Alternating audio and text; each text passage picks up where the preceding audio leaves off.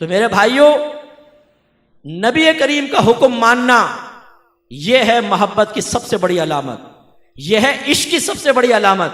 اور اگر یہ آپ کے اندر علامت نہیں، آپ نبی کا حکم سن کر کہتے ہیں کہ مجھے نہ سناؤ، میں نے نبی کا کہنا نہیں ماننا، بیوی کی مانوں گا، باپ کی مانوں گا، ماں کی مانوں گا، اپنے بچوں کی، دوستوں کی مان لوں گا، نبی کی نہیں مانوں گا، نفس و شیطان کی غلامی کر لوں گا، نبی کا حقیقی غلام نہیں بنوں گا، تو پھر خدا را اپنے آپ کو عاشق مت کہو۔ یہ سب سے بڑا مذاق اڑانا ہے عشق رسول کا، بہت بڑا مذاق اڑانا، یہ نہ کرو۔ یہ ایسے ہی ہوگا ایک فقیر کھڑے ہو کر کہے پہچانتے ہو میں کون ہوں؟ پاکستان کا امیر ترین آدمی، ارب پتی۔ تو آپ کہیں گے اس کو بھائی عیدی سینٹر میں داخل کرو، پاگل ہو گیا ہے یہ۔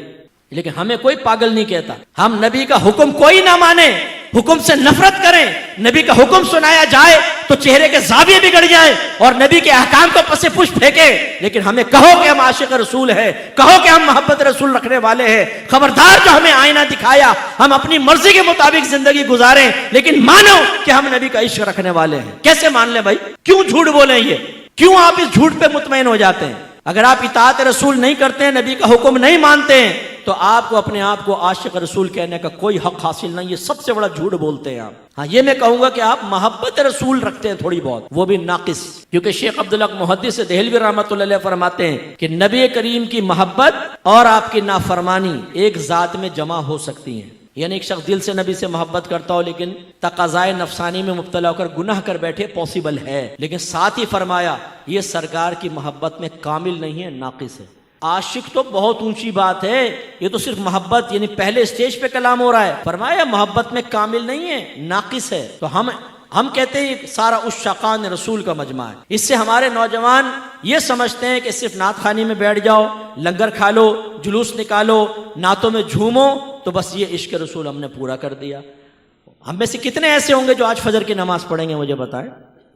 ہم نے اپنی آنکھوں سے دیکھا ہے مسجدیں بھری ہوئی ہیں، 5,000 5,000 کا مجمع ہے، لیکن فجر سے پہلے محفل ختم کی گئی، فجر کی نماز میں ریگولر نمازی بھی نہیں آتے، وہ بھی بھاگ جاتے ہیں۔ کیا فائدہ آپ کی ایسی نعت خوانیوں کا؟ کیا آپ یہ سمجھتے ہیں اس پہ اللہ تعالیٰ آپ کو محبت کی نگاہوں سے دیکھے گا؟ سرکار آپ سے راضی ہوں گے؟ نہیں، ہم قابل گرفت ہوں گے۔ یہ زیادہ سے زیادہ مستحب ہے، بیٹھے بیٹھے نہ بیٹھے نعت خوانی میں، کوئی فرض یا واجب نہیں ہے، لیکن نماز پڑھنا فرض، جماعت اختیار کرنا واجب۔ حضرت عمر فاروق ہر فجر کی نماز کے بعد مقتدیوں کے بارے میں دیکھتے تھے، کون آیا کون نہیں، پوچھتے تھے۔ دیکھا تو ایک نوجوان نہیں تھا، امیر المومنین ہے، لیکن گھر پہنچ گئے، دروازہ بجایا، ماں باہر آئی، فرمایا آج آپ کا بیٹا مسجد میں نہیں آیا، خیریت تو ہے؟ انہوں نے کہا کہ حضور وہ ساری رات نوافل پڑھتا رہا ہے۔ یہ نہیں کہا نعت خوانی میں بیٹھا ہوا تھا، دوستوں کے ساتھ چلا گیا تھا، ڈیوٹی سخت تھی، نہیں، وہ ساری رات نوافل پڑھتا رہا تھا۔ فجر کے ٹائم اس کی آنکھ لگ گئی اور اس کی جماعت نکل گئی۔ نماز قضا ہوئی یہ نہیں کہا ماں نے، جماعت نکل گئی۔ عمر فاروق رضی اللہ تعالیٰ عنہ نے فرمایا کہ اے خاتون، اگر تیرا بیٹا ساری رات سوتا رہتا لیکن فجر ہمارے ساتھ جماعت سے ادا کرتا تو اس کی یہ فجر کی جماعت اس کی شب بھر کی عبادت سے بہتر تھا۔ خدا را اس خوش فہمی سے باہر آؤ، سنیوں باہر آ جاؤ۔ یہ ہمیں دھوکے میں مبتلا کیا گیا ہے کہ تم نبی کے نام کے نعرے لگاؤ، نعت خوانی کرو، نجات پا جاؤ گے۔ کوئی ایسے سٹینڈرڈ شریعت نے نہیں دیا، اطاعت رسول ہے۔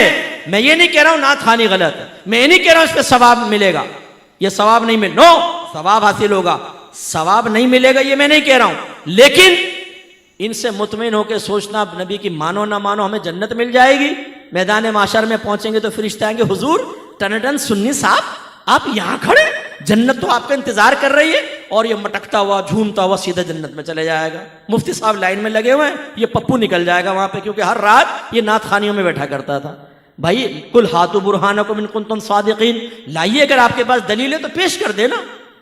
سوائے آپ کے حسن زن کے کیا ہے؟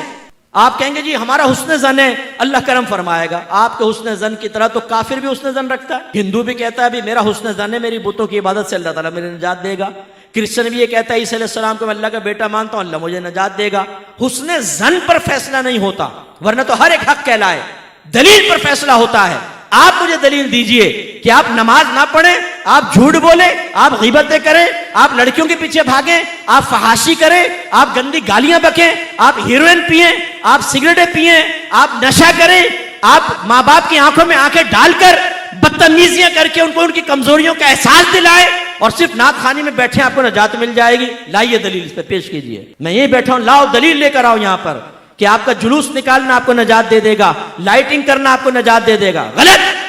اگر کسی نے آپ کو ذہن بنایا ہے، کسی ناخوان نے ذہن بنایا ہے کہ آپ سرکار کی محفل میں بیٹھے ہیں اور جو سرکار کی محفل میں آتا ہے سرکار بروز قیامت اس کو سینے سے لگا کر جنت میں لے جائیں گے، آپ کے اوپر واجب ہے آپ اس ناخوان کو بعد میں روکیں اور کہیں اس پہ دلیل پیش کرو. ٹھیک ہے ہم تمہاری بات مانتے ہیں. نہیں مانتے مفتی صاحب کی بات، وہ ڈانٹ کے چلے گئے، سخت لہجے میں گفتگو کی. تم نے بڑی پیاری بات کہی، لاؤ دلیل دو. جب تک نعت خان دلیل نہ دے بند کر لینا سو گھر کے کمرے میں. بولنا کہ نہیں جانے دیں گے. تم نے کیسے دھوکے میں مبتلا کیا؟ تم نے ہمیں نمازوں سے دور کر دیا، تم نے تقوی سے دور کر دیا. حرام کھا کھا کر نعت خانیوں میں آ کر بیٹھ کر ہم سمجھتے نجات ہو جائے گی. کیسے ہو جائے گی؟ جو حرام مال کے ساتھ حج کرے نبی کریم فرماتے ہیں اللہ اس کو حج قبول نہیں کرے گا.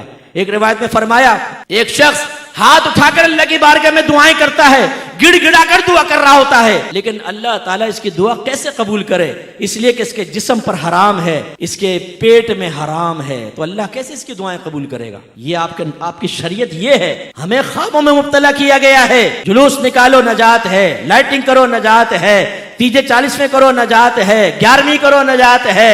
تم بروز قیامت آؤ گے سرکار تمہیں بخشوا لیں گے. یقیناً میرے آقا شفاعت کریں گے، انکار نہیں. لیکن جب ایمان بچا کر لے گئے تو ایمان ضائع ہو گیا گناہ کر کر کے، پھر تو کافروں میں پھر شفاعت نہیں. اور فرض کر لیں ایمان بچا کر لے گئے اور گناہوں بھری زندگی گزاری، سرکار نے شفاعت فرمائی، یہ یقین لے کر گئے، یقین رکھیں اس کا انکار نہیں. لیکن کیا یہ بہت بڑی بے مروتی نہیں ہوگی کہ ہماری ہر طرح کی گندگی کے باوجود سرکار میدان معاشر میں سینے سے لگائیں؟ کیا پھر ہمیں نبی کریم کے ساتھ یہ رویہ رکھنا چاہیے صرف اس بھروسے پہ کہ سرکار ہمیں بخشوا لیں گے ہم ان کی نافرمانی کرتے چلے جائیں؟ غلط بات ہے. میں آپ ہی سے پوچھ لیتا ہوں، ایک باپ ایک ماں اپنے بچے کو پال کر جوان کریں، انہیں اچھی نوکری دلوائیں، ایک گھر ان کے نام کر دیں، ٹویوٹا کرولا کی چابی دیں، باپ ہر مہینے 50,000 کی گڈی اس کے ہاتھ میں رکھے، اور پھر ماں باپ اپنے کہیں بیٹا ہمارا کہنا مان، یہ کر وہ کرو، کہ میں کچھ نہیں کرتا ہوں. چلو پھر جب آپ اس کو سمجھائیں کہ یار ایسا نہیں کرو، ماں باپ وہ کہ یار میں ایسے ہی کہہ دیتا ہوں، کل جاؤں گا نا دیکھا پھر میں باپ راضی ہوں گے. کیا کہیں گے ایسے بیٹے کے بارے میں؟ یار تمہیں شرم نہیں آتی؟ تم پر اتنے ماں باپ نے کرم کیا اور تم صرف یہ سوچ کر کہ ہر طرح کی بدتمیزی کے جواب میں پھر بھی ماں باپ سینے سے لگا لیں گے، تم ان سے معافی مانگنے کے لیے تیار نہیں ہو، اپنی حالت سنوارنے کے لیے تیار نہیں ہو. کیسے آدمی ہو تم؟ کہیں گے نہیں کہیں گے؟ اب آپ اور میں آئینے میں اپنے آپ کو دیکھیں نا.